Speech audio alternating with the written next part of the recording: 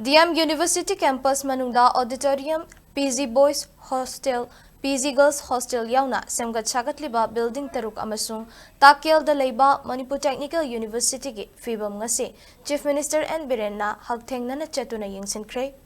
yengsin khongchet aduda mari leinana Chief Minister Biren na phondokhre college oina leirambadagi miyamgi matengdagi ngasi DM college asi university oina lepangamle university ama oibage leifam thokpa infrastructure sing Oza yauna staff sing ling na leitaba yade masida infrastructure ningthina thamba haibasisu tangai fade afaba mahairoi puthokpa ngamnanaba lengak asina school college sing infrastructure ningthina semgatnaba thabak thauram sing paikhatli haike DM University amadi Manipur Technical University ani asida lupa crore humfutara manga changna infrastructure sing Nouna Semgatli haiba wafamsu Chief Minister Biren phondokhi University sing sikara infrastructure adagi magi kano sing akogi waza sing faculty professor sing lady staff sing sikara khara kare hata tikit lamo thamba watan thamba mafuka adugi ni ai ba waza leiraga su amal leiraga su infrastructure gi lekte ada mina si sagale su 70 crore bukini library ga si phajana manung do nana sabtu mayam si anu bulari ko gyan sange knowledge sange khangbam sange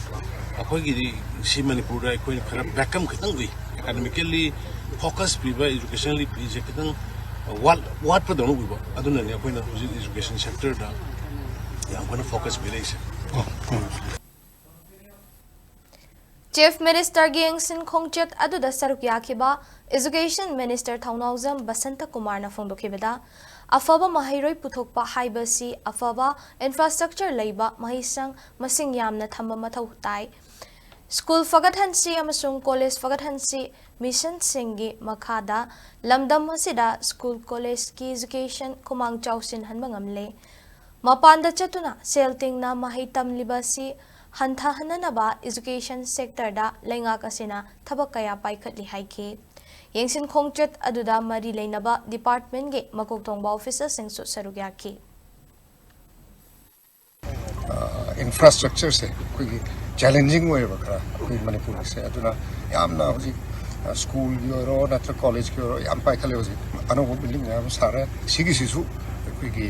adumba center dagi fund se PM divine dagi lawra sabe infrastructure ni aduga mapan gi koi gi leiriba education gi sigi mapan gi challaga higher education gi chali me am ji reduce torga Manipur da my focus to na koi honoring CM direction ka do honorary